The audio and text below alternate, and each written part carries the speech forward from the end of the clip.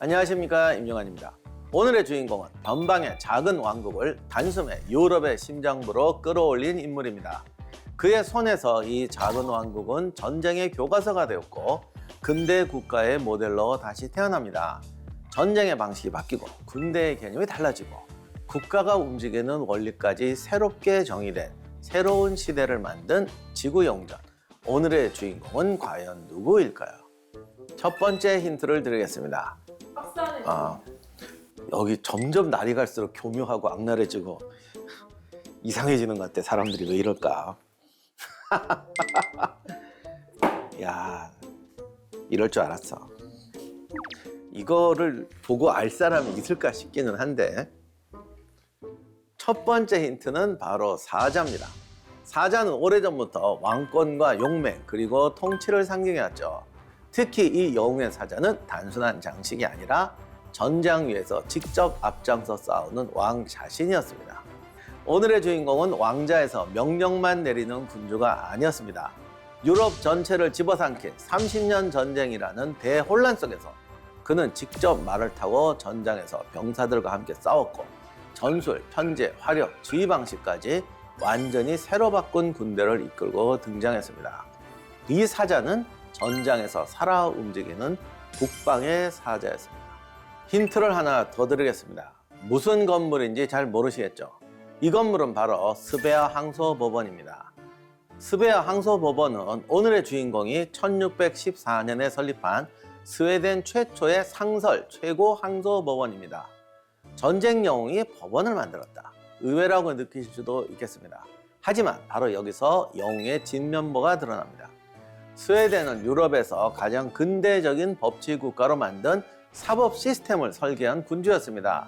전장을 바꾸나 국가를 재설계한 군주, 북방의 사자라고 불리며 유럽을 장악했던 영웅, 그가 바로 오늘 지구 영웅전의 주인공입니다.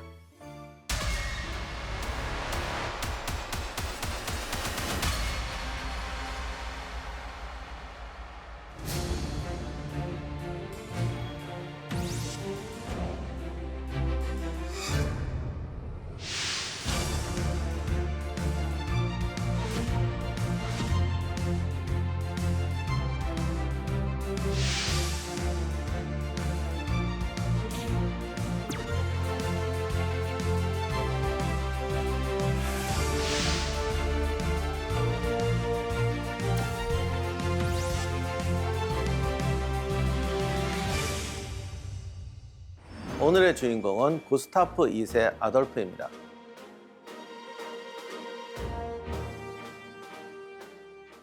구스타프 2세 아돌프 치하에서 스웨덴은 가장 넓은 영토를 가졌을 뿐만 아니라 유럽 최초의 국제전쟁인 30년 전쟁의 판도를 바꾸며 북유럽 최강국으로 떠올랐습니다. 이 때문에 구스타프 2세 아돌프는 북방의 사자, 스웨덴 역사상 유일무이한 대왕으로 불리며 지금까지도 가장 위대한 왕으로 기억되고 있습니다. 17세기 초 유럽 전장을 뒤흔든 거대한 전쟁, 30년 전쟁의 한가운데서 한 북유럽 왕국이 돌연 역사의 중심으로 떠오릅니다. 구스타프 2세 아돌프의 시대, 스웨덴은 발트해 연안의 작은 국가가 아니라 유럽 열강 중 하나로 인식되기 시작했고, 이 시기는 오늘날 강대국의 시대, 열강의 시대라고 불리는 스웨덴 제국의 출발점으로 평가되고 있습니다. 짧았지만 결정적이었던 통치 시대, 지금부터 우리는 북유럽의 사자로 불린 구스타프 2세 아돌프가 만들어낸 전쟁과 국가의 혁신, 법치 국가의 토대, 그리고 그 역사적 의미를 살펴보도록 하겠습니다. 오늘도 먼저 구스타프 2세의 인생에서 중요한 3명의 인물에 대해서 알아보겠습니다. 첫 번째 인물은 구스타프 2세의 아버지 스웨덴 국왕 칼 9세입니다. 칼 9세는 이미 스웨덴 국왕으로 즉위했던 조카를 몰아내고 스스로 왕위에 올랐습니다. 그러니까 스웨덴판 수양대군이죠. 그리고 아들이 왕위에 오를 수 있도록 정치적 환경을 창출했죠. 하지만 이 과정에서 강압적인 통치, 전쟁에 의존한 정책을 선택했고, 이는 국가에 깊은 혼란과 갈등을 남기게 됩니다. 두 번째 인물은 구스타프의 통치 기간에 실질적으로 이끌었던 재상 악셀 옥센셰르나입니다. 그는 외교와 정치, 행정과 재정, 그리고 법제에 이르기까지 이를 제도적으로 뒷받침한 인물이었습니다. 1613년에 체결된 크레네드 조약에서 스웨덴 측 협상을 주도하며 덴마크와의 칼마르 전쟁을 종식시켰고, 이를 통해서 스웨덴은 전후 국가 재정과 외교를 정비할 수 있는 기반을 마련하게 되었습니다. 1632년에 구스타프 2세가 전사한 이후에는 어린 크리스티나 여왕을 대신해서 섭정을 했죠. 정부의 핵심 인물로 국정을 이끌었으며 스웨덴이 강대국 지위를 유지하도록 하는데 중요한 역할을 했습니다. 마지막 인물은 구스타프 2세 휘하에서 전쟁을 함께 누볐던 도도 폰 크니프 하우젠입니다. 그는 30년 전쟁 시기에 스웨덴군에 합류해서 스웨덴군의 편제와 전술 체계를 따르며 주요 전투에 참전했습니다. 도도 폰 크니프 하우젠은 구스타프 2세가 구축한 군대와 지휘 체계가 다국적 병력 속에서도 효과적으로 작동하게 해주었습니다. 이 세 인물과 구스타프 2세가 어떻게 얽히며 하나의 시대를 만들어갔는지 차근차근 살펴보도록 하겠습니다.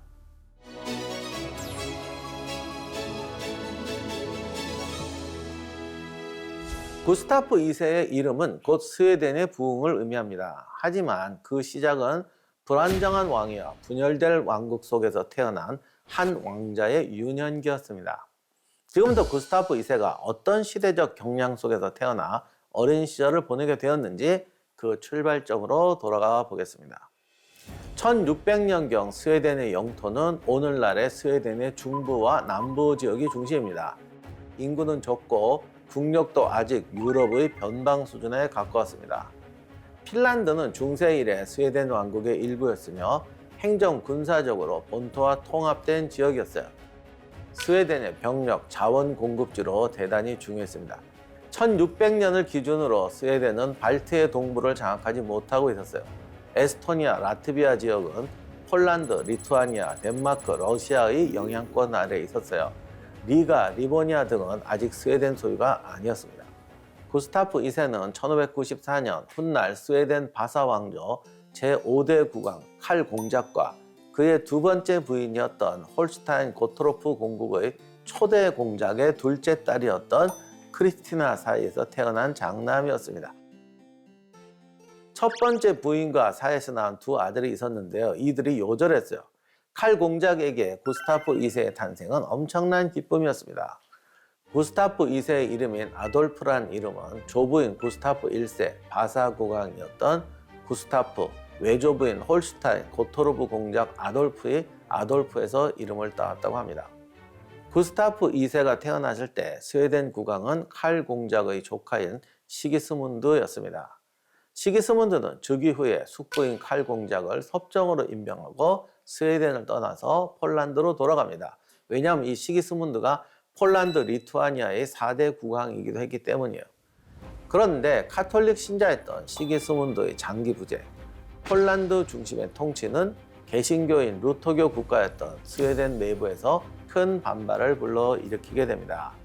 결국 호시탐탐 왕위를 노리던 칼 공작은 1598년에 반란을 일으켰고 1599년 스톡홀름에서 열린 스웨덴 의회를 통해서 조카인 시기스문드를 폐위시키고 섭정을 시작합니다. 실권을 장악한 칼 공작은 1604년 스스로 스웨덴 국왕 칼 9세로 즉위하게 되죠. 이후 의회 회의를 거쳐서 그의 자손들이 직계왕위 계승자로 선포됩니다.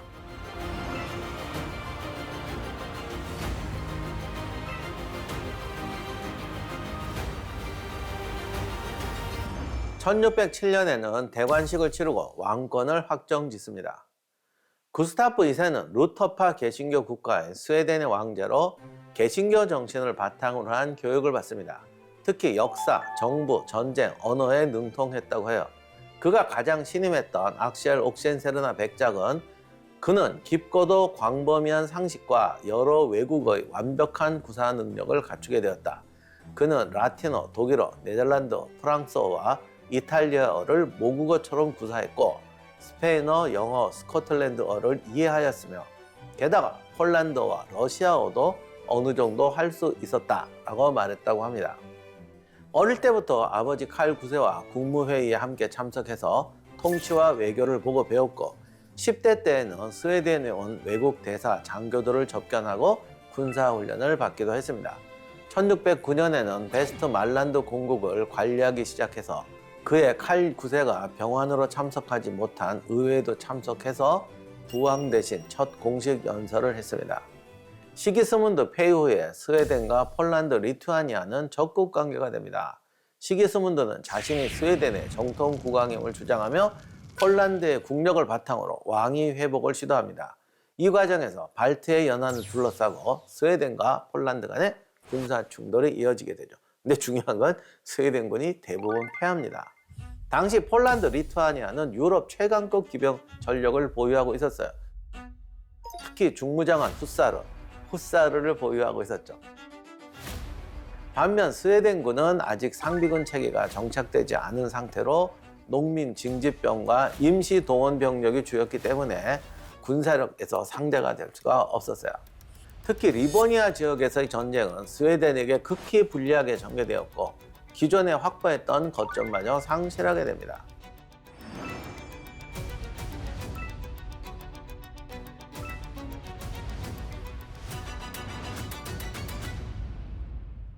이 리보니아는 발트해 무역의 핵심 거점으로 리가 같은 항구를 통해서 곡물, 목재, 광물 수출과 관세 수입을 좌우하는 전략적 요충지였습니다. 연이은 실패를 겪은 칼 9세는 결국 상대적으로 방어가 취약하다고 생각되는 북쪽으로 국경 확장을 시작하게 됩니다. 이래서 벌어지는 전쟁이 칼마르 전쟁인데요. 스웨덴은 북부 국경을 둘러싸고 덴마크, 노르웨이와도 영토 분쟁을 겪습니다. 이때는 노르웨이가 덴마크 영토였어요. 1611년 말에 칼 9세가 전쟁 중에 뇌절적으로 사망하자 덴마크 군대가 스웨덴 국경 내에 주둔하게 됐고 결국 스웨덴은 외교적 군사적 고립 상태가 됩니다.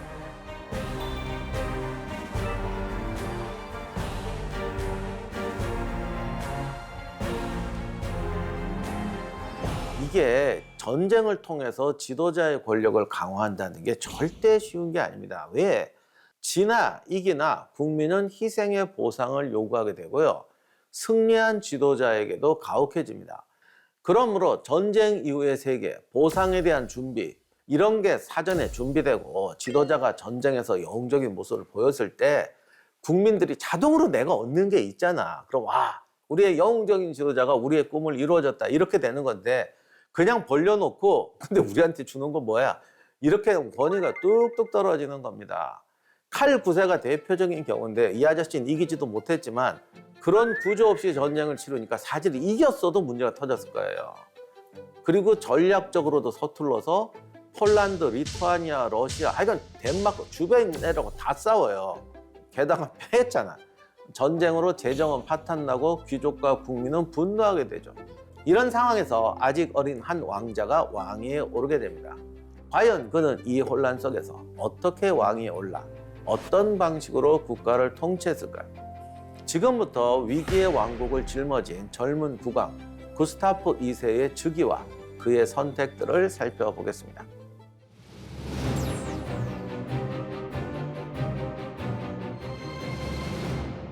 칼 9세 사망 후 구스타프 2세가 즉위할 때 그는 17살이었습니다.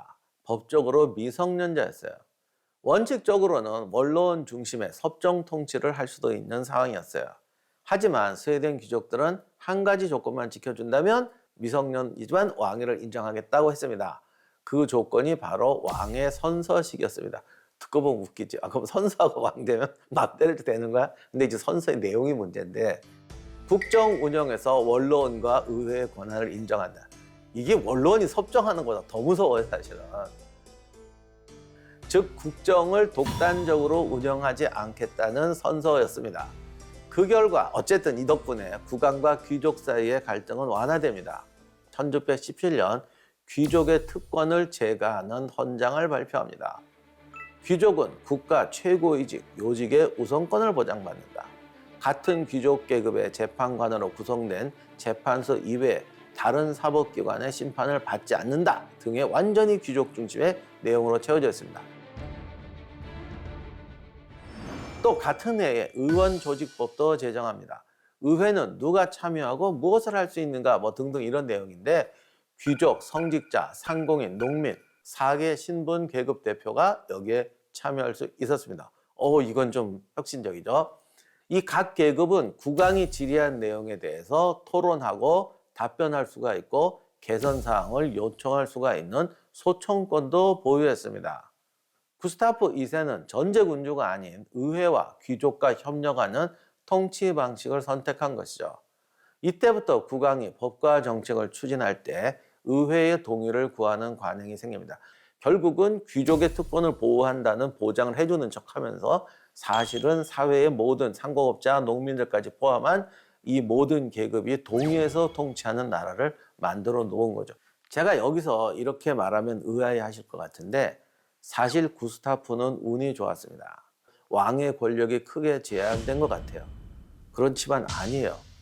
진짜 국왕의 권력의 크기는 국가의 조직력, 단합력, 공동의 목표에 대한 헌신으로 결정됩니다.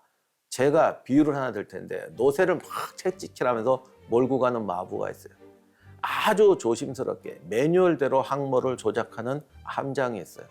누가 더 큰 권력을 쥐고 있나요? 마부는 노새를 마음대로 채찍질하지만 기껏 끌고 가는 게 마차인데요. 함장은 자기 마음대로 못하는 것 같지만 항모를 운영하잖아요. 누가 권력이 더 클까요? 제가 구스타프가 운이 좋았다는 것은 당시 스웨덴이 귀족, 시민, 상공업자들이 이미 성장해 있었고요. 17세기 세계가 요구하는 어떤 미래와 변화에 대한 비전을 공유하고 있었다는 거죠. 구스타프 2세 아돌프는 왕위에 오르면서부터 악셀 옥센셰르나와 긴밀한 관계가 됩니다. 이건 정말 삼국지 소설에 나오던 유비와 제갈량의 관계와 똑같습니다. 옥센셰르나는 스웨덴 귀족 가문 출신이었어요. 칼 9세의 왕실 고문 대신으로 위촉되면서 정치를 시작하죠. 외교관, 원로원 의원으로 활약했습니다. 구스타프 2세가 즉위한 후에 1612년 스웨덴 대법무총리, 그냥 재상, 승상으로 임명이 됩니다. 이후 정치, 군사, 행정, 무역, 통상, 제도 등을 정비하고 외교 정책에서 영향력을 행사하게 됩니다. 처음에 구스타프 2세에게 주어진 것은 절대 권력이 아니라 제약 속의 권력이었습니다. 옥센셰르나의 도움을 받아서 덴마크, 러시아와의 전쟁을 종식시켰고 스웨덴 국가 자체가 무너질 수 있었던 위기를 넘겨냅니다. 그리고 이제 구스타프 2세의 진짜 통치가 시작됩니다.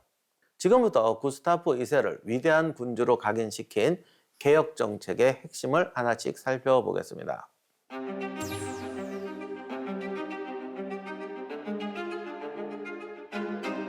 당시 최고 통치 기구로는 원로원과 행정부처가 있었는데 원로원 위원들은 국왕이 귀족 중에서 임명했고 이들은 각 부처에서 지도자 역할을 합니다. 특히 원로원은 왕이 전쟁에 나가는 등 부재 시에는 국정의 중심이 되는 중요한 역할을 했습니다. 스웨덴의 지배 영역이 넓어지면서 행정, 재정, 사법 등을 하나의 국가 시스템으로 관리해야 될 필요가 커집니다. 이 때문에 부처별 역할 분담과 책임 행정이 요구되게 되는데요. 행정기구 개편을 시작하면서 원로원 회의를 정기회의로 바꿉니다. 그리고 이게 정말 중요한 건데 법무, 국방, 해군, 재무, 외무 5개의 부처의 권한을 아주 명확히 하고 전문 관료들이 이를 관리하는 체제를 만듭니다. 이것은 근대 행정국가를 성문화한 초기 사례로 꼽혀요. 군대를 국가의 소유로 확고히 만들게 되죠. 당시 원로원의 중심 인물이 악셀 옥센세르나와 그의 동생이자 법률 고문이었던 뱅트 옥센세르나였는데 이거 얼핏 들으면 그냥 한 집안이 다 먹는 것 같지만 그래도 이 사람들이 공정하게 운영을 해서 전문 통치, 전문가에 의한 통치를 자리 잡게 합니다. 지방행정에서도 직접적으로 세금 징수관을 감독하고 왕의 지시를 받을 수 있는 관리를 임명합니다.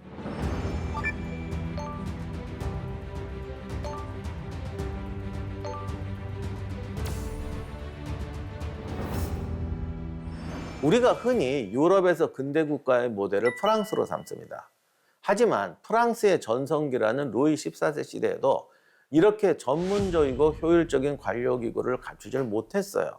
이걸 이제 군대를 갖고 비유하면 구스타프 군대가 전쟁에 참전했을 때 유럽 군대가 정말 큰 충격을 받습니다. 직업군인 장교가 딱 인솔하고 가자 그러면 가고 쓰라고 그러면 쓰고 이게 웬일이냐. 이렇게 되니까 사람들이 이 제도에 대해서 굉장히 공감하게 되고 귀족, 상공업자, 농민 이런 어떤 계급적 관계가 훨씬 더 부드럽게 유지되는 거죠. 구스타프 2세 치세, 스웨덴 최초의 근대적 의미의 고등사법기관이 형태를 갖춥니다.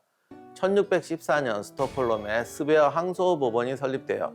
이 스베어 항소법원은 귀족들만을 위한 법원이 아닌 평민들까지 관할했고 판사단도 귀족뿐 아니라 전문 법률 교육을 받은 관료까지 포함되어 있었습니다. 이를 통해서 왕의 자의적 재판 개입은 점차 제한되고 법률과 절차에 따른 판결 체제가 제도화되기 시작합니다. 이는 국가 제도로서 사법부를 구축하려는 시도의 출발점이었고 스웨덴이 법치 국가로 전환하는 중요한 계기였습니다. 구스타프 2세가 스웨덴 근대 사법 제도의 기틀을 제도화한 군주로 평가받는 이유이기도 합니다.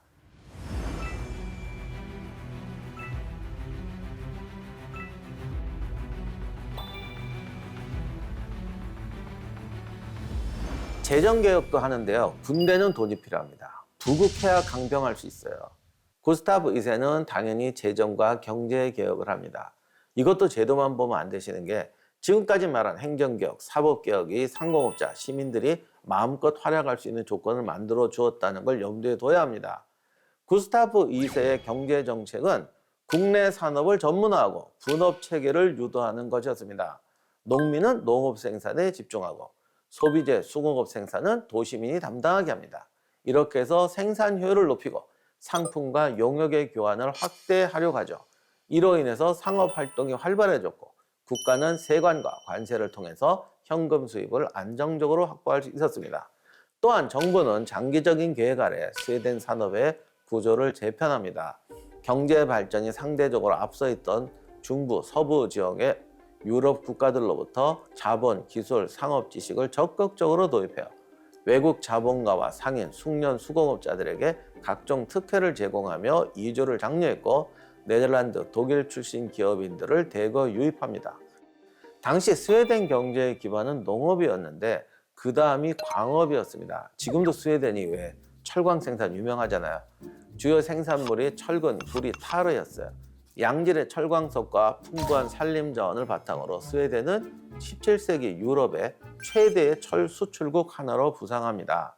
그리고 이 철광업자와 무기, 대포 제작자들에게 세금을 감면해 주는 등 생산을 장려했고 이들이 생산한 철과 대포는 국내의 군수 조달은 물론이고 해외로도 수출되어 스웨덴 재정과 군사력 강화에 기여하게 됩니다. 그리고 이것이 군사개혁과 대외 팽창 정책을 시행하는 기반이 되죠. 악셀 옥센세르나는 전쟁 확대에 따른 재정 수요를 충족하기 위해서 재정 행정을 중앙 집중하고 토지세와 관세를 제도화해서 국가 수익 구조를 정비합니다. 또한 상업활동, 신용거래의 중요성을 인식하고 네덜란드식 신용거래, 환원 사용을 참고해서 재정과 무역을 뒷받침해요. 이런 정책은 생각은 할 수가 있는데 이게 얼마나 실행력을 가지냐가 문제인데 스웨덴이 이걸 해냈다는 거죠. 그 다음에 제일 중요한 군사력 계획인데 구스타프 2세는 국가가 직접 군대를 조직 유지하는 체제를 강화합니다. 기존의 용병 중심 군대에서 벗어나서 스웨덴 농민을 기반으로 한 징집병 체제를 확대하죠. 18세에서 40세 남성에 대한 체계적 병력 파악, 그리고 지역 단위의 동원 체제 강화, 또 교회, 사제들이 국가 병력 동원을 보조해서 군 복무가 종교적 도덕적 의무로 인식되도록 합니다. 다시 한번 말씀드리지만 이거를 제대로 시행한 나라가 유럽에 없어요. 정말 스웨덴이 처음으로 모범적으로 한 겁니다. 기사들도 국내 일부에서 모집하고 그들에게는 직접 군인으로서 장교들처럼 국가에서 토지를 분배하는 방식으로 현금을 절약합니다. 그리고 보병, 기병, 포병을 상시 편제된 연대 단위로 조직합니다. 이게 군 효율성, 전투 효율성을 맞추는데 엄청나게 중요해요. 장교단은 귀족뿐 아니라 훈련과 능력을 기준으로 선발합니다. 전투에서 명확한 지휘 체계와 명령 전달 체계를 중시하게 되죠. 군사 규율과 훈련 규정을 체계화해서 대규모 부대가 일관된 방식으로 움직일 수 있도록 합니다. 구스타프 2세의 군사개혁은 국가가 직접 군대를 조직하고 운영하는 기동적 상비군 체제로의 전환을 제도화한 것이었어요. 이러한 변화는 이후 유럽 전쟁의 규칙을 바꾸어 놓았습니다.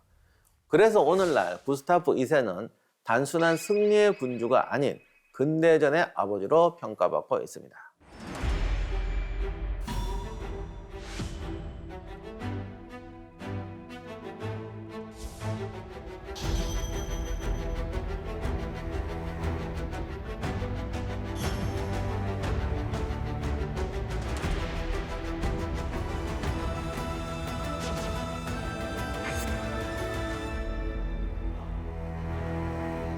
(1600부터) 폴란드에서 전쟁은 계속되고 있었어요.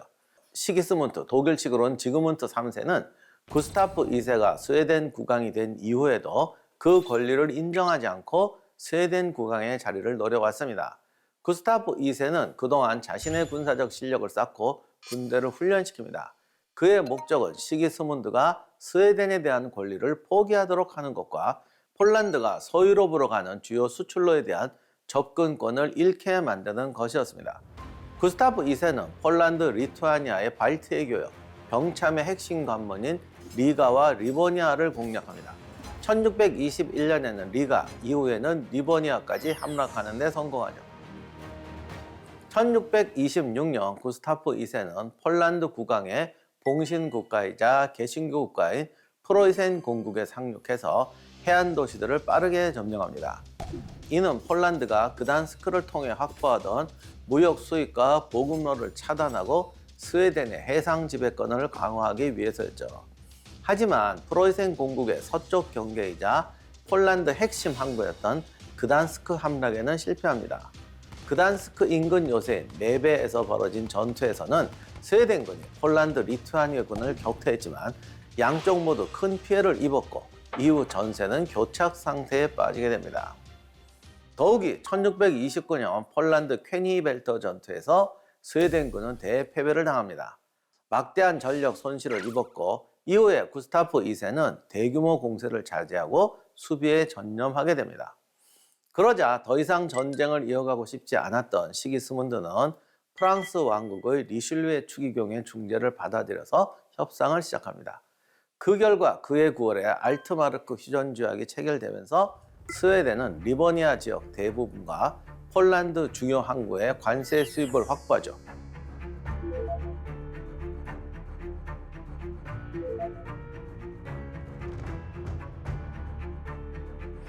이것이 후에 30년 전쟁을 수행할 재정 기반을 마련하게 됩니다. 이때 협상을 주도했던 주요 인물도 악셀 옥센셰르나였습니다. 폴란드는 서프로이센, 리트갈레 등을 확보하고 길었던 폴란드, 리투아니아와의 전쟁이 종식됩니다. 칼 9세 시절부터 오랜 기간 이어져온 폴란드, 리투아니아와의 전쟁을 드디어 끝낸 기분은 어땠을까요? 이 전쟁은 단순한 국경 분쟁이 아니었지. 왕가의 정통성, 발트해의 지배권, 그리고 스웨덴이 과연 유럽의 강국이 될 수 있는가를 묻는 싸움이었어. 우리는 많은 피를 흘렸지만 발트해에서 폴란드의 손을 떼어놓는데 성공했고, 무엇보다 이제 스웨덴은 더 이상 동쪽에 발이 묶이지 않게 되었지. 이 전쟁의 끝은 휴식이 아니라 더 큰 싸움으로 나아가기 위한 정리이자 결단이었어. 폴란드와의 전쟁은 끝났지만 스웨덴이 해야 할 일은 이제부터 시작이었지.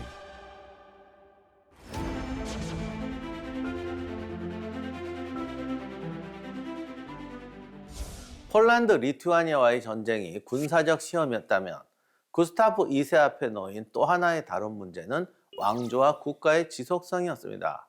전쟁 못지않게 중요한 선택, 바로 결혼과 후계자 문제가 그를 기다리고 있었죠. 구스타프 2세는 사랑하는 여성이 있었다고 합니다. 그녀는 어머니의 시녀인 에바 브라헤였어요. 두 사람은 비밀리에 서신을 주고받으면서 사랑을 쌓고 나갔다고 해요. 하지만 이런 사랑은 항상 안 되게 돼 있잖아요.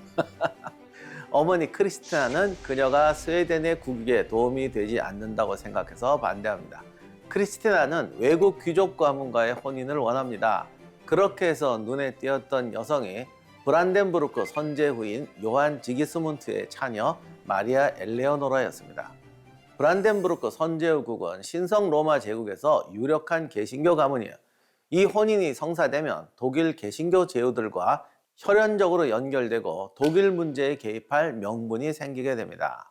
그런데 혼담이 오가던 중에 요한 지기스문트가 사망하고 구스타프 2세에게 적대적이었던 오빠 게오르그 빌헬름이 선제호가 되면서 혼사가 깨질 상황이 됩니다. 그러자 마리아 엘레오노라의 어머니 안나는 딸을 데리고 프로이센 공국으로 가서 결혼 협상을 마무리 짓습니다. 1620년 11월 25일에 구스타프 2세와 마리아 엘레오노라는 스톡홀름에서 결혼식을 올립니다.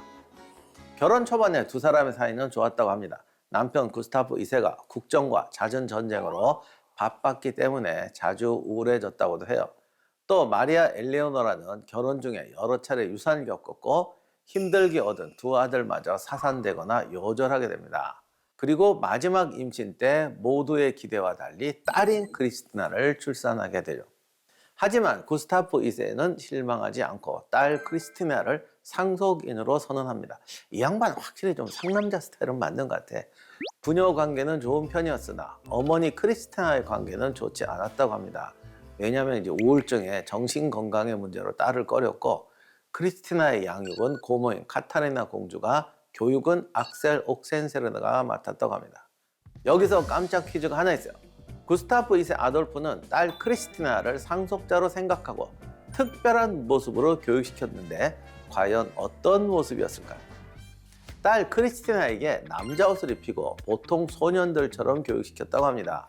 크리스티나도 이 부분에 큰 불만은 없었고 나중에 부왕이 사망하고 난 뒤에도 남자 같은 의상과 태도를 고수했다고 합니다.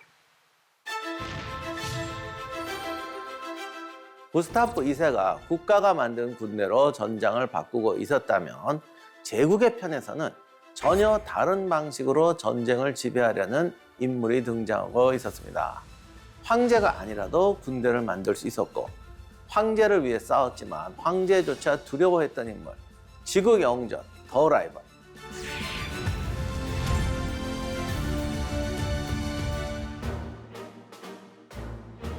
바로 최강의 용병대장 알브레히트 폰 발렌슈타인입니다. 보헤미아에서는 1555년 아우스부르크 화의로 개신교가 인정되었죠. 페르디난트 2세는 이를 철회하고 카톨릭 복원을 추진합니다. 이에 반발한 보헤미아 개신교 귀족들이 1618년 프라하 창문 투척 사건을 일으키며 전쟁이 터지게 됩니다.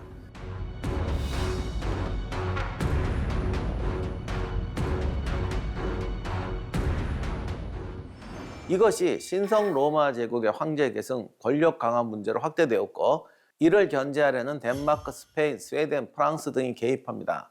전쟁의 명분은 종교 대립이었으나 실제로는 유럽 패권을 둘러싼 강대국 간의 세력 균형 전쟁이었습니다. 알브레히트 폰 발렌슈타인은 보헤미아의 하급 귀족 출신입니다. 유년기에 부모를 잃고 외숙부의 손에서 자랐어요. 원래 그의 가족은 신교도 집안이었는데 대학생 때 부교도가 되었다고 합니다.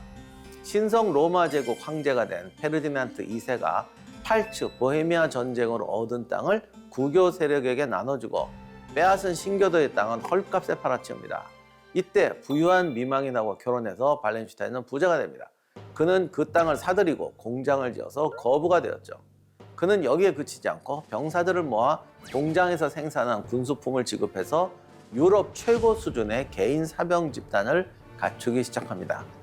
이후 덴마크 왕 크리스티안 4세가 신교도 세력을 이끌고 30년 전쟁에 참전하면서 발렌슈타인은 30년 전쟁의 핵심 인물로 부상합니다. 그는 대규모 군대를 조직해서 황제 페르디난트 2세에게 제공했고 데자우 전투에서 신교도의 용병 지휘관 만스펠드를 격파한 뒤에 틸리와 협력해서 덴마크군을 몰아내며 제국군의 결정적 승리를 이끕니다. 이후 페르디난트 2세는 발렌슈타인을 총사령군으로 한 황제군을 설립하려고 했는데 제후들 입장에선 이건 좀 아니잖아. 이거를 전제 정치로 보고 반발하게 되죠. 그래서 발렌슈타인을 해임하러 갑니다. 결국 발렌슈타인은 해임되게 돼요. 자, 그럴 때 북쪽에서 구세주가 나타납니다. 30년 전쟁 초반에 페르디난트 2세는 구교도 중심의 제국 재편을 추진했습니다. 그러자 신교도 제후들은 위기에 몰리게 되죠. 구스타프 2세는 신교도들을 지킨다는 명분으로 이 전쟁에 참전하게 됩니다. 구스타프 2세는 발트해를 스웨덴의 내로 만드는 것이 목표였습니다. 이를 위해서는 독일 북부 항구를 장악하고 이쪽의 관세와 무역을 통제하는 게 필요했죠. 30년 전쟁은 바로 이 지역에 군사 외교적으로 개입할 기회를 마련해 주었던 것입니다. 결정적으로 1630년 황제군이 북부 독일을 장악하고 신교도 세력이 사실상 붕괴되죠. 그러자 스웨덴은 1630년 7월 포메른 상륙 작전을 시행하게 됩니다. 포메른 상륙은 구스타프 2세가 30년 전쟁에 뛰어들기 위해 독일 땅에 발판을 마련한 전략적 군사 상륙이었습니다. 1631년 9월 17일 독일 라이프치히에서 4km 정도 떨어진 브라이텐벨트에서 틸리 장군이 지휘하는 황제군과 스웨덴 국왕 구스타프 2세가 지휘하는 신교군 사이에 전투가 벌어지게 돼요. 이때 스웨덴군은 대승리를 거둡니다. 승승장구하던 황제군은 무려 120문의 대포를 노획당하게 돼요. 최고의 기병대장이었던 파펜하임은 총상을 입었지만 간신히 살아남습니다. 틸리는 오른팔에 부상을 입고 군자군까지 털립니다. 황제군 7,600여 명이 전사하고 6,000여 명이 포로로 잡힙니다. 이처럼 구스타프가 대승리를 거둘 수 있었던 비결은 뭘까? 이게 가장 중요한 건데 당시 스웨덴 인구는 100만이 안 됩니다. 이런 군대로 전투에 뛰어들려다 보니까 구스타프가 착안한 게 뭐냐면 결국 소수의 병력이 승리를 거두려면 어떻게 해야 됩니까? 전쟁 효율성을 높여야 돼요. 그 당시에 전쟁사의 변화를 보면 화승총이 나오기 시작하면서 테르시오 대형이라는 게 나오게 돼요. 테르시오 대형이라는 건 창병이 뭉쳐있고 주변에서 이제 화승총으로 엄호하는 건데 이게 하다 보니까 되게 비능률적인 거야. 왜냐하면 창병은 백병전을 하려니까 좀 많아야 이기거든요. 100명하고 50명이 붙으면 100명이 당연히 이기잖아. 이래서 이제 대형이 굉장히 좀 비효율적으로 움직이는데 조금씩 개량이 되면서 화승총 부대를 잘게 쪼개고 이런 식의 이제 협력제점을 쓰기 시작해요. 여기서 이제 새로운 신무기로 대포가 등장하기 시작합니다. 그러면 대포의 위력은 뭐로 승부가 나느냐? 연사 속도예요. 그래서 경량 대포를 중간에 집어서 빨리빨리 쓰게 하고 포탄 보급을 원활하고 명확하게 한다. 이것이 첫 번째 전투에서 황제군의 최정예를 아주 박살내버리는 어마어마한 승리로 돌아오게 되죠. 이 사건 하나로 30년 전쟁의 모든 분위기가 완전히 깨어지고 정신이 번쩍번쩍 들게 되는 새로운 사태로 진전하게 됩니다.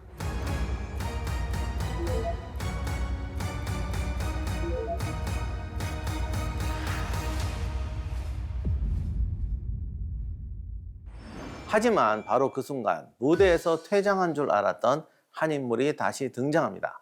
황제의 마지막 히든카드, 알브레히트 폰 발렌슈타인의 귀환이었습니다. 구스타프 2세의 스웨덴군과 황제군의 틸리 백작이 레우강 전투에서 맞붙었습니다. 이때도 스웨덴이 승리하죠. 틸리는 이 전투에서 다리에 포탄을 맞아 치명상을 입고 며칠 후에 사망합니다. 페르디난트 2세는 의지할 장군이 없어졌고 결국 발렌슈타인을 다시 불러오게 됩니다. 이렇게 해서 복귀한 발렌슈타인과 구스타프 간의 숙명의 일전이 벌어지게 되는데 그것이 바로 리첸 전투입니다. 당시 발렌슈타인의 병력은 약 6만으로 추정하는데 스웨덴은 약 2만의 정예부대였습니다. 수적 열세에도 불구하고 한 번의 끝장을 보는 결정적인 전투를 원합니다. 하지만 발렌슈타인은 믿을 만한 병력이 올 때까지 전투를 회피하고 싶었어요. 당시 스페인은 프랑스군이 맡고 있었기 때문에 발렌슈타인을 지원하는 게 불가능했습니다.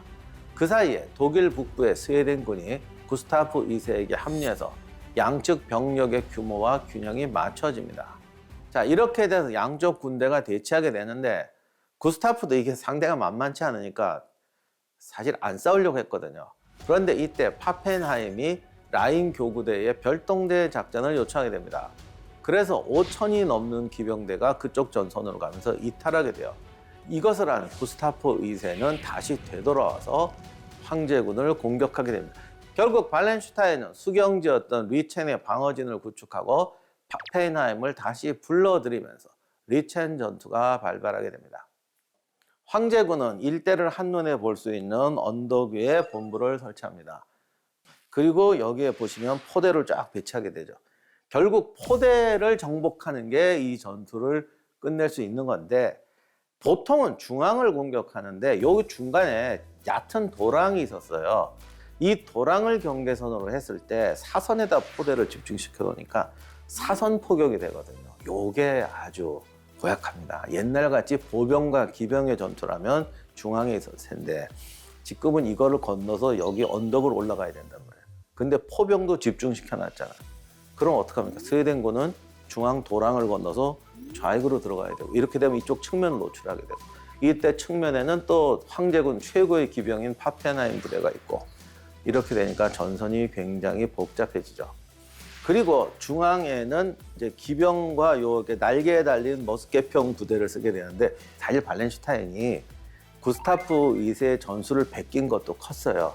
이렇게 되니까 황제군도 전투 효율성이 올라가게 되죠. 스웨덴군은 우익에 구스타프 2세가 자리 잡고 좌익에는 베르나르트, 중앙에는 예비대를 총괄하던 크니프 하우젠이 맞습니다. 이 예비대의 규모는 약 4대 여단급이었다고 합니다. 전투 개시 전에 구스타프 2세는 스웨덴군에게 연설합니다. 용맹한 형제들이여, 너희는 오늘 하나님의 말씀과 왕을 위해 용감하게 싸워라. 근데 이렇게 말할 때가 항상 좀 불길하더라고. 그래서 이 하천이 졸지에 이날 연막탄 역할을 해요. 그래서 안개가 막 올라옵니다. 이렇게 돼서 시야가 극히 제한된 상황이었는데 스웨덴군은 초조하잖아요. 빨리 한 판에 끝내야 되니까 안개가 조금 거치자 바로 스웨덴군이 진격을 시작합니다. 발렌슈타인은 전체적으로는 일선 대형인데 대형을 굉장히 두껍게 해요. 스웨덴군은 포병을 도랑 가까이 갖다 놓고 전열을 부서뜨리려고 합니다. 아무튼 전개가 초반에는 스웨덴군에게 유리하게 됐어요.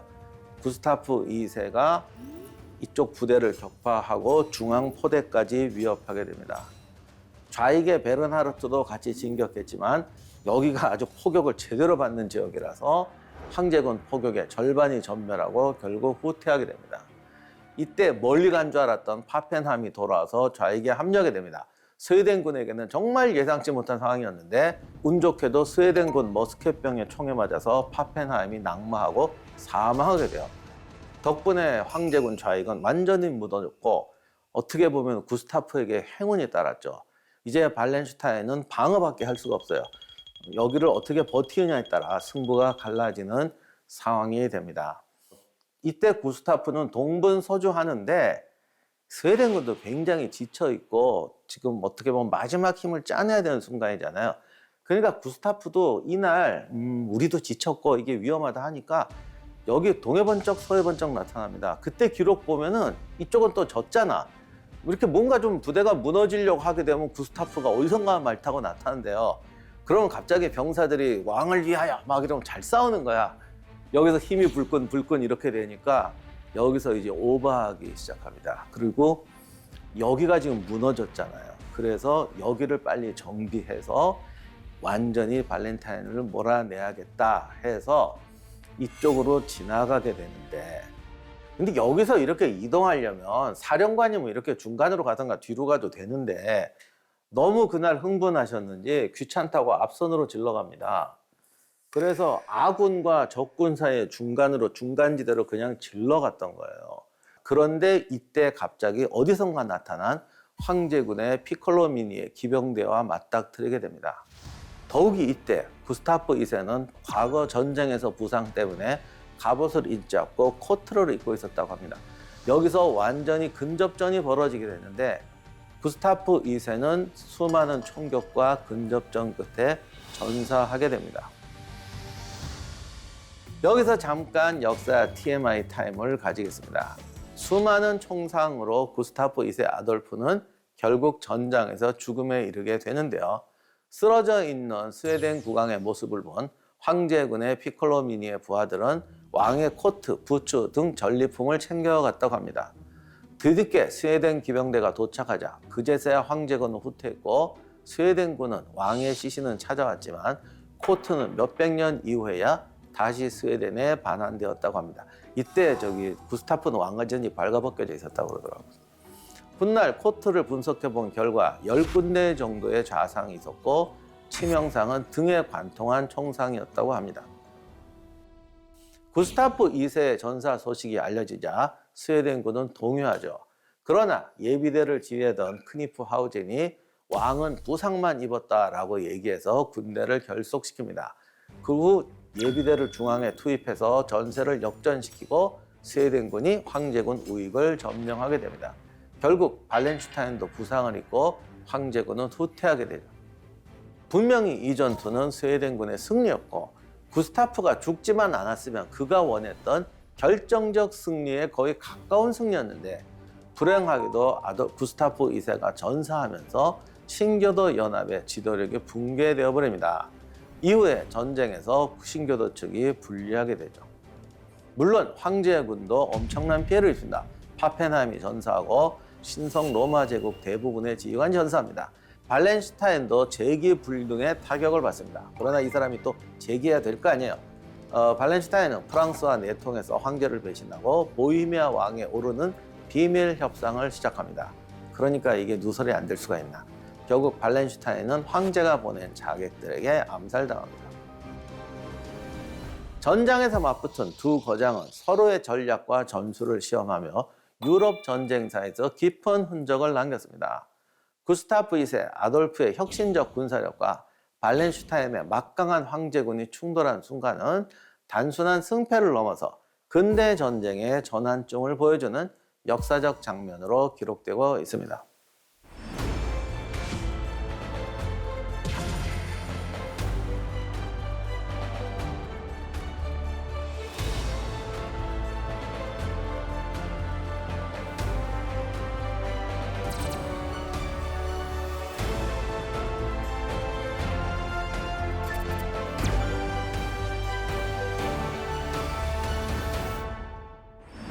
스웨덴을 발트의 강국으로 끌어올리며 국가 위상을 강화했습니다.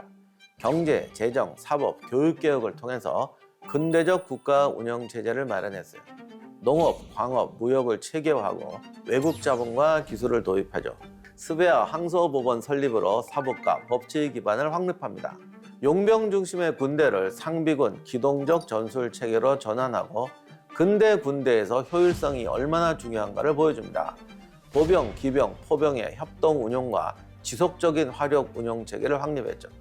폴란드, 리투아니아와의 전쟁과 30년 전쟁 등에서 전술적, 전략적 성과로 스웨덴의 영향력을 확대해서 근대전의 아버지라 불리며 유럽 군사사에 그야말로 선구적인 영향을 미칩니다. 발트해와 독일 북부 항구 장악을 통해서 상업, 관세 통제, 신교도 보호를 명분으로 30년 전쟁에 참전하고 황제군 발렌슈타인과 경쟁해서 스웨덴의 독립적 영향권과 국제적 위상을 확보합니다. 우리는 그를 북방의 사자로 불린 군사적 천재로 기억합니다. 하지만 구스타프 2세 아돌프의 진짜 위대함은 전장 밖에 있습니다. 싸워서 이기는 법뿐만 아니라 나라를 지탱하는 법까지 완성했던 왕. 그것이 바로 그가 스웨덴 유일의 대왕으로 불리는 이유입니다. 그러면 다음 주에 더 재밌는 이야기로 찾아뵙겠습니다. 감사합니다. 를 국가의 소유로 확보했다라는 게 거의 최초의 지도예요. 이게 어떻게 보면 강도의 차이인데 이렇게 시민군을 만들어서 완전하게 하는 게 쉽지가 않다는 거죠. 왜냐하면 다른 나라는 예를 들면 프랑스가 절대주의 국가라고 징집을 하는데 중대장이라는 애들이 다 귀족 자제하고 지들이 모집해서 월급 받고 그랬잖아요. 그러니까 요즘처럼 딱 국가가 관리하는 그 체제를 깔끔하게 국가가 군대로 만든 건 스웨덴이 최초였다 이런 뜻이죠.